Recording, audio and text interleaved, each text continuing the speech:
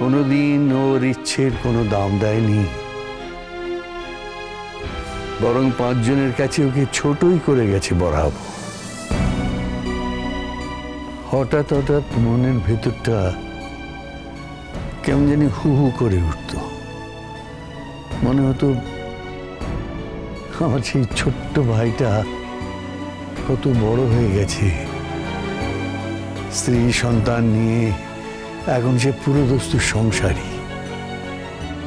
কিন্তু তার সেই সংসার যাত্রার পাশে আমি তো কোনোদিন গিয়ে দাঁড়িয়ে বলতে পারিনি, কে মা বাবা তো নেই, তোর কি খুব একা লাগে?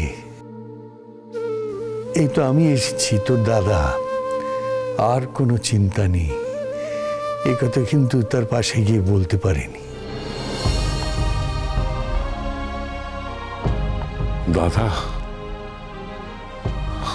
দাদা সারাটা জীবন কত বিপর্যয় এসে পথরোধ করে দাঁড়িয়েছে। মনে হচ্ছে আর পারবো না,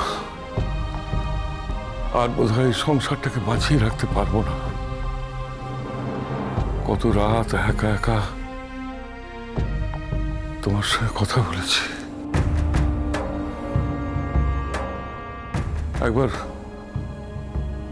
পাড়ার ছেলেদের সঙ্গে কি একটা গোলমাল হয়েছিল, তাতে আমার কোনো দোষ ছিল না, কিন্তু তারা সবাই এসে বাড়িতে কমপ্লেন করায় বাবা আমাকে চোরের মান মেরেছিল।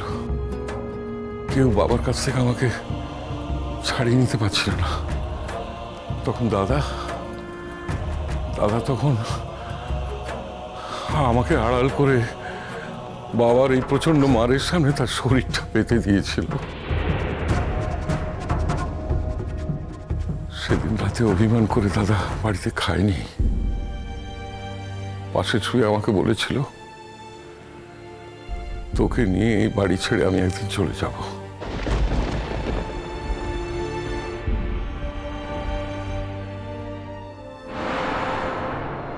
সারাটা জীবন ধরে আমার তো একটা কথাই শুধু মনে হলো যে দাদা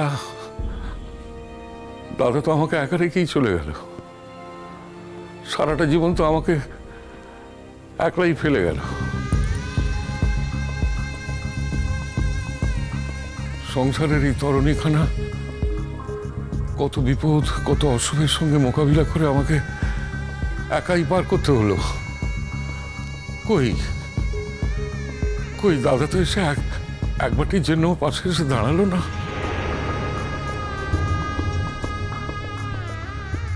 আমাকে তো সেই একাই ফেলে রাখলো। আর আজ যদি বা এলো, তাও আবার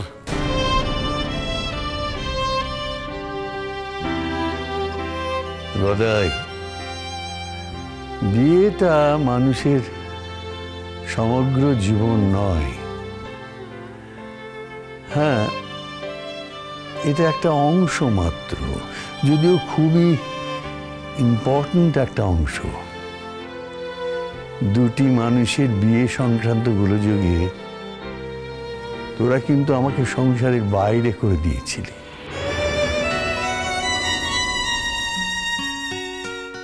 আমার গোটা পরিবার আমার থেকে মুখ ফিরিয়ে নিয়েছিল।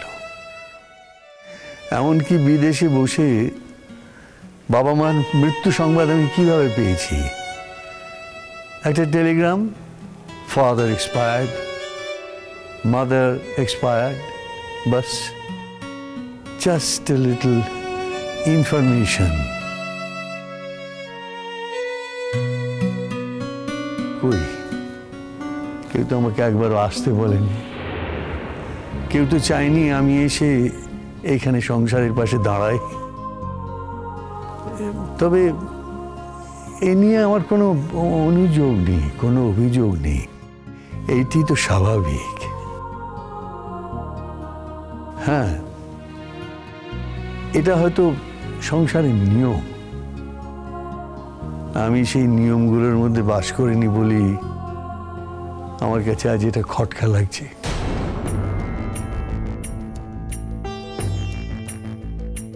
জ্যাঠাবাবু, আমি বাড়ির ছোট ছেলে।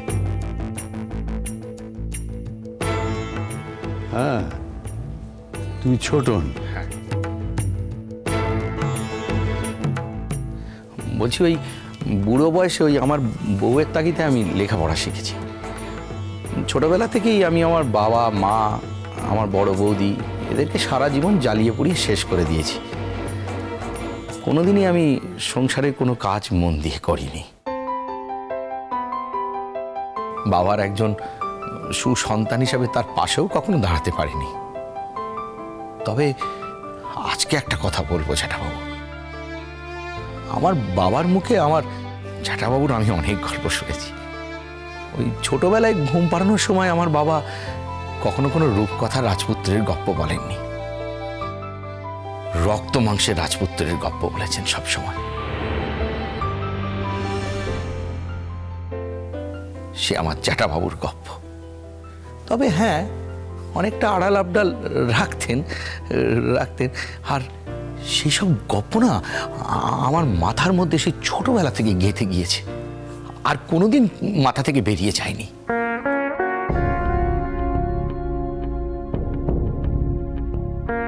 তাই বলছি জ্যাঠাবাবু, একবার যখন আপনাকে পেয়েছি আপনাকে কিন্তু আর আমি ছাড়বো না। আর আপনি এসব ফেলে এই বয়সে আর কোথায় যাবেন?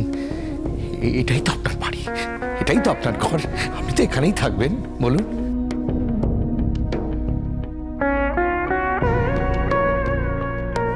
তুমি তো দেখছি এখনো সত্যি সত্যি ছেলে মানুষই রয়ে গেছো বাবা। এমন করে বলে না। কেউ কোনোদিন আমাকে এমন ভাবে আঁকড়ে ধরেনি। কিন্তু দেখো, যত কঠিন মানুষই আমি হই না কেন, যত ফেরার সংকল্প নিয়ে আমি এসে থাকি না কেন, আমি তো একটা মানুষ। মানুষই দুর্বলতা বলেও তো একটা কথা আছে। তুমি কি আমার জন্য থাকতে চাইছো না? তোমার পরিবার এতদিন ধরে আমার বোঝা টেনে চলেছে। আমি তো বলেছি যে আমি বৃদ্ধাশ্রমে চলে যাব। আজকে সেই দিন। কারো দয়া নিয়ে আমি বাঁচবো না, কারো দয়া নিয়ে আমি বাঁচতে চাই না।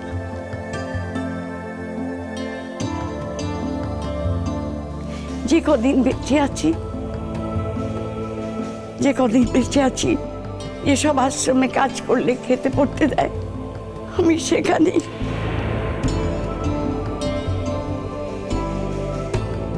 সোনা জেঠি, তুমি কি সব বলছো এগুলো?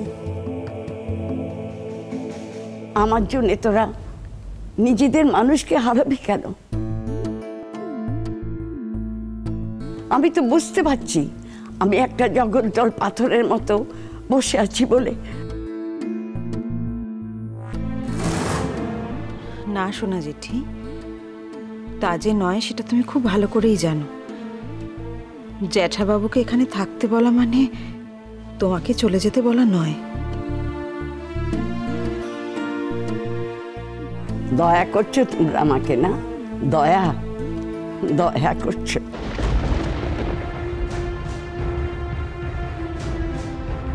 দি অন কথা কয়নি দি, ধর্মে সইবিনি, ধর্মে মোটে সইবিনি। আমরা তোমাকে দয়া করছি, আমরা তোমার দয়া চাইছি গো, দয়া চাইছি। তুমি ভেবো না কমলিনী, আমি কিন্তু এখানে থাকতে আসিনি, সত্যি সত্যি আসিনি। সেরকম কোনো পরিকল্পনাই আমার নেই। এরা সব ছেলে মানুষ, তাই খুব আবেগপ্রবণ। তাই ওরা এমন ভাবছে অল্প বয়সে যা হয়। এই দেখো, এই আমার ফেরার টিকিট।